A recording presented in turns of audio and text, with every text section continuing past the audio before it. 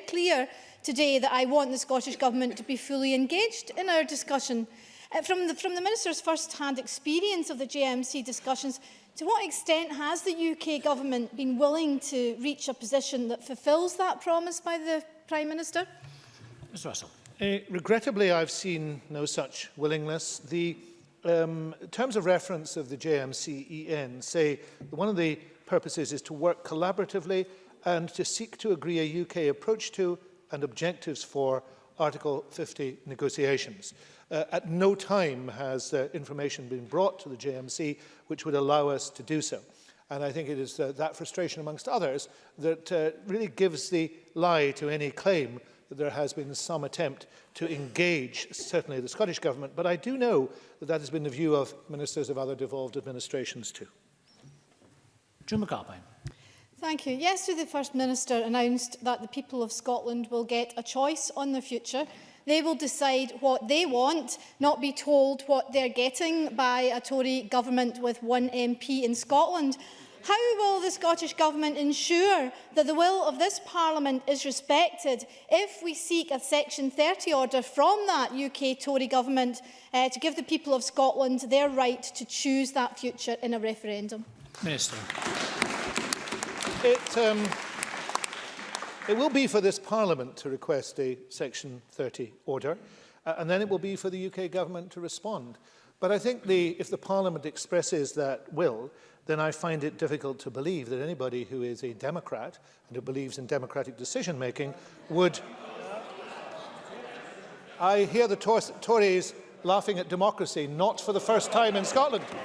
Not for the first time in Scotland. I think it's difficult to believe that in a democracy that will not be respected. But of course, the precedent of the referendum in 2014 is that it should be up to the Scottish Parliament to decide upon these matters. And I think that is absolutely correct. If the Scottish Parliament seeks a Section 30 order, then it would not be in any sense a democratic move to try and thwart that.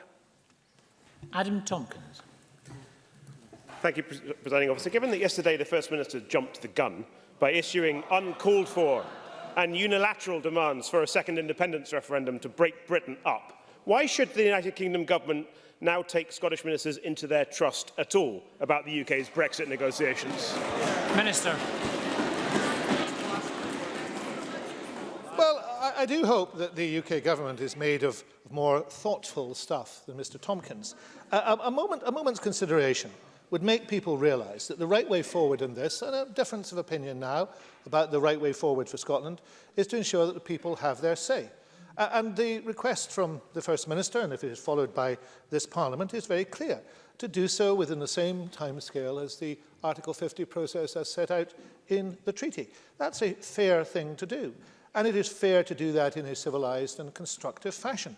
I have to say that I don't feel, as a member of the JMC-EN, I've been taken into the UK Government's confidence on any occasion. But I'm quite happy to be taken into the confidence now if they choose to do so. Lewis MacDonald. The Minister will recall that he told the House of Commons Select Committee last month that the so-called Article 50 letter should remain at the top of the agenda for discussion, including in the way in which that letter will make mention of the devolved administrations and their requirements, including that of differentiation. Does he not recognise that it is the First Minister who has taken all of those issues off the top of the agenda this week in order to launch her own campaign for Scotland to leave the UK, even before the Article 50 letter has been sent? Can he tell us what it was that was so pressing for Nicola Sturgeon that she needed to say what she said yesterday without having heard the response which he says he has been pressing for all these months? I think there are two considerations that need to be taken into account. The first of which is, I think the First Minister made the point, but I repeat the point, and I repeat it as a member of the JMC-EN. I have no idea when the Article 50 letter will be lodged. I have no idea what is in it. Now, we do know that there are 17 possible days, well, 16 actually, because the commitment is not to do it on the 25th of March. There are 16 possible days. Speaking as a member of the JMC-EN, not to know when it is going to happen, not to have had any discussion of any sort about what is in it, rather indicates that there isn't a seriousness of purpose. Even the question of how long the letter should be, which has been a debate. So that's the first point. But the second point is this. I think what the First Minister did yesterday shows her leadership in this matter from the very beginning. To be absolutely to be absolutely clear that the maximum certainty we can bring, we will bring. It is not within our gift, unfortunately, to wish away the foolishness of the Tories in this matter, nor to wish away the way in which the Scottish Tories are not listening to the people of Scotland, but only to themselves and to London. Only to themselves and London. But it is within our gift to be able to ensure that that period of uncertainty is kept as minimal as possible, and to do it within the window of the Article 50 process. That is what the First Minister did. She showed leadership yesterday. If only there were leadership in this chamber from Tories and Labour, we might be in a different position. Mike Rumbles. Does the Scottish Government want to see an independent Scotland as a full member of the European Union? Minister. The position of the Scottish Government on this matter has not changed and will continue to be the same as it has been. As the First Minister said yesterday, it has been our policy to seek full membership of the European Union. And I quote her, obviously we are in different circumstances now, but on this issue, as many others that people want to consider in advance of choice, we will set up our position in advance of the choice, so it's an informed choice. I think the member knows perfectly well that I have been a long-term proponent of the benefits of EU membership. Perhaps if that issue had been pursued with more vigour by the Liberal Party, amongst others, we would not be in the unhappy position we are in now. Richard Lockhead. The Minister will be aware that the European Committee of this Parliament published its report last week, concluding that a bespoke solution for Scotland must be considered before the triggering of Article 50. Does he agree that it's unacceptable for the UK Government to continue to be so stubbornly averse to respecting the views of this Parliament at every turn, and that so far Theresa May has failed to treat Scotland as an equal partner, and if anyone is guilty of tunnel vision, it's the UK Prime Minister? Minister. I could not disagree with that thesis, I have to say. The reality of the situation is that the tunnel vision on this has come from the Prime Minister, who I'm afraid has not facilitated the possibility of an agreement on a compromise position. I've read the report of the committee and we'll be debating it here tomorrow, but suffice it to say that the conclusions the committee reached are not dissimilar from the conclusion the Scottish Government has reached. A differential solution was possible, and it is much to be regretted that there has been a refusal to engage with it. For example, presiding officer, on the issue of migration, where last week the UK Government, the Prime Minister's spokesperson, ruled it out unilaterally, whilst there was still a high-level group of civil servants discussing issues of migration. So, in other words, we were not negotiating. There was an ex cathedra pronouncement from Downing Street, and that was meant to settle the matter. I'm afraid it doesn't. Jackson Carlow. The Minister demands that the Westminster Government respect the resolution of a vote in this Parliament when, of course, the Scottish Government now routinely ignores them. Given that the First Minister said she will disavow and campaign against any agreement that is now reached on the withdrawal terms from the European Union, why should the governments of Wales, Northern Ireland, the Channel Islands, Gibraltar or the rest of the UK have any confidence in the participation of Scottish Government ministers whose sole objective now is to campaign for independence and not for the best terms for Scotland out of the European Union? Mr Russell. I found myself in agreement with many of the things that ministers from other administrations have said about this process. Most recently, the Welsh minister, who indicated in his evidence to the House of Commons Committee that the JMCEN was less well organised, I think he put it, than St Figgins Community Council, which actually conforms with my own views. The reality is we can work together to try and continue to make some progress, because these are serious issues. But if the member is suggesting, and this is a serious moment, if the member is suggesting that what should happen is that there should be an exclusion of one part of these islands from any further discussion, I think that would send a very interesting message to the European Union. That is not the observing of due process. That is saying take it or lump it, which is, of course, has been the Prime Minister's view up until now. Ivan McKee. Thank you, Presiding Officer. Could the Minister remind the Chamber what mandate this Government has to give people in Scotland the right to choose between a damaging, hard Tory Brexit or becoming an independent country? Minister. Well, you know, I'm sure that the Scottish Tories do not wish to remember last year's election, in which they did so badly. I'm sure they don't wish to remember last year's election in which they did so badly. And that is why we are sitting here and they are sitting there. But the reality of the situation, and with double of the number of seats too, let me just point that out. But the manifesto which I stood, Mr McKee stood, and indeed all the members on this side stood, contains these words, Presiding Officer. The Scottish Parliament should have the right to hold another referendum if there is a significant and material change in the circumstances that prevailed in 2014, such as Scotland being taken out of the EU against our will.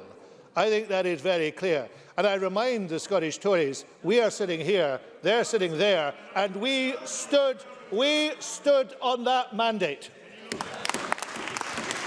Neil Findlay.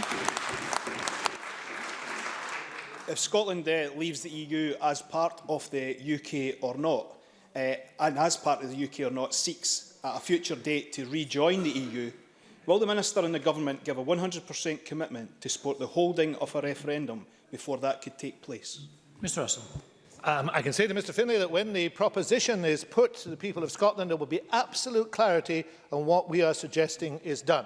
I think if Mr Findlay can show the patience for that, then perhaps he will also accept the bona fides of a government which on all occasions has been unequivocal in its support for the European Union, something one could not say about Mr Findlay. Christina McKelvey. Thank you very much, Presiding Officer. Article 50 will be triggered with no protections in place for EU nationals currently living in the UK. And yesterday, Labour was still making the ludicrous claim that they will challenge the UK government's Brexit plans at every turn.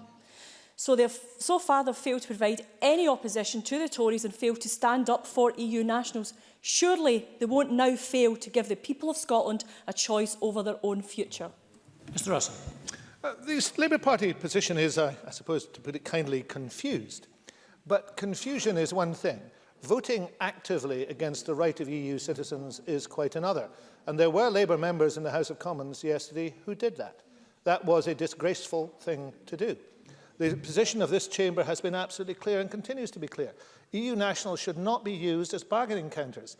But yesterday evening, the Tory party whipped its members to vote to use EU nationals as bargaining counters, and some Labour members, voted in support of that Tory motion.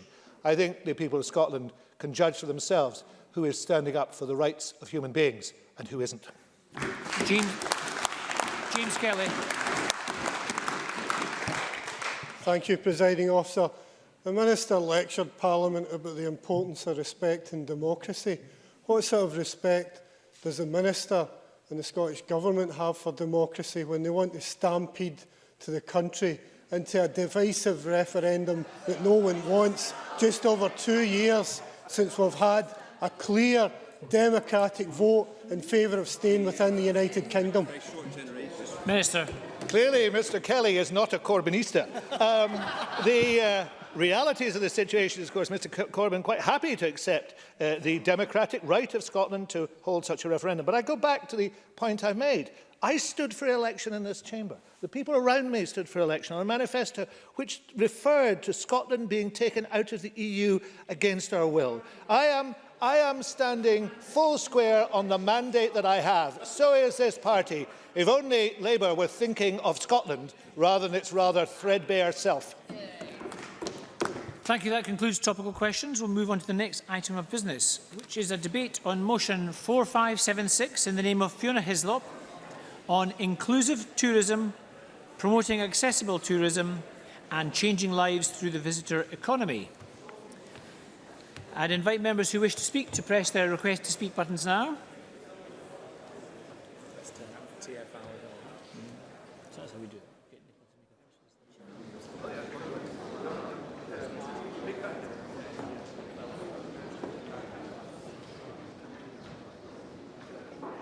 And I call on Fiona Hislop to speak to and move the motion.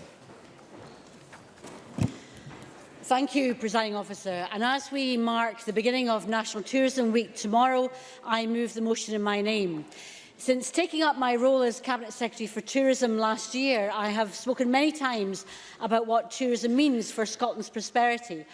I have spoken about the £11 billion of economic activity that it generates in the wider supply chain. I have spoken about the importance of Scotland's place in Europe. 7 of our top 10 key markets are European and in the wider world. And I have welcomed the significant increase in the jobs that the industry provides, 217,000 in 2015, which is 8.5% of all of Scotland's employment. All of these are good, sound reasons to be proud of our vibrant and successful